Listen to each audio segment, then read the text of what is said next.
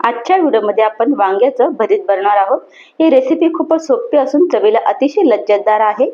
त्यासाठी मी ही 3 भरताची वांगी घेतलेली आहेत। वांगे आपण स्वच्छ धुवून घेतलेत आणि त्याला कोरडे केलेले आहे। त्यानंतर त्यामध्ये चाकूने अशा पद्धतीने 3 ते 4 वेळा असे हलकेसे कापायचे आहे। सर्व वांगे अशाच पद्धतीने आपण करून घेऊया। त्यानंतर आपण वांग्याला थोडंसं तेल लावायचं आहे। तर सर्व वांग्यांना आपण तेल लावून घेतलेलं आहे आणि गॅस सुद्धा चालू केलेला आहे।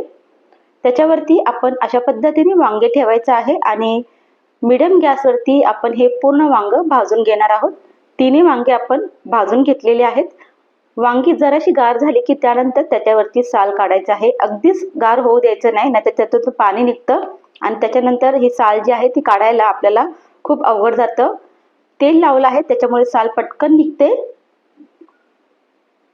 तर सर्व वांग्याची आपण साल काढलेली आहे। आता एक चाकूच्या साहाय्याने आपण हे वांग कट करणार आहोत। तर वांग्याचं जे देठ आहे ते जर भाजलं असेल तुम्ही तर ते सुद्धा आपण जेव्हा वांग्याचं भरीत करणार तेव्हा वापरू शकतो, पण मी ते पूर्ण भाजलेलं नाही त्याच्यामुळे मी ते काढणार आहे। आणि त्यानंतर आपण हे जे वांग आहे ते चाकूने कापायचं आहे। काही वांगे किडलेले असतात तर त्यामुळे आपल्याला ते चेक करावं लागेल। तर सर्व वांगे आपण एकदा चेक करून घेणार आहोत की बरोबर आहेत का, आणि त्यानंतर ती वांगी सर्व आपण कट करून घेणार आहोत।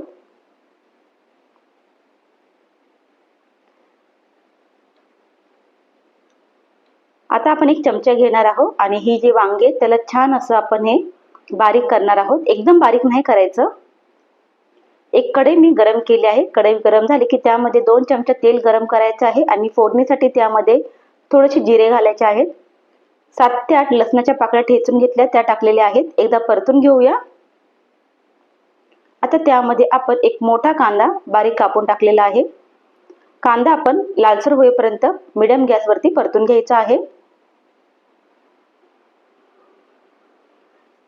कांदा लालसर झालेला आहे।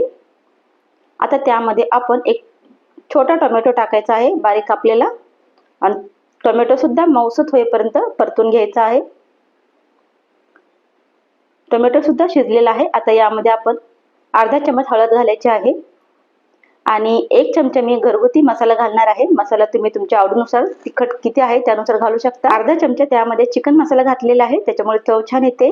तर इथे मसाले आपले जरा कोरडे वाटत आहे त्याच्यामुळे मी 2 चमचा त्यामध्ये थोडंसं पाणी घालते आणि छान असं हे शिजून घेणार आहे। तर आपले जे मसाले आहेत छान असे भाजलेले आहेत। आता त्यामध्ये आपण जे वांग्याची पेस्ट केली होती ते टाकायचे आहे। चवीनुसार मीठ टाकायचं आहे। पुन्हा आपण एकदा हे मिक्स करून घेऊया।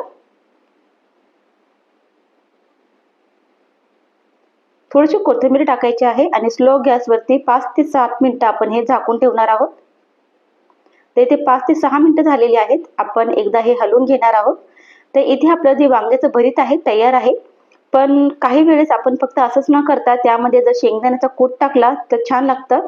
तर मी शेंगदाण्याचा कूट बनवून ठेवलेला आहे। 2 चमचा शेंगदाण्याचं कूट टाकते आणि पुन्हा एकदा आपण हे व्यवस्थितपणे मिक्स करून घेऊया। मिक्स झाल्याच्या नंतर स्लो गॅसवरती 2 मिनिटं आपण हे झाकून ठेवायचं आहे।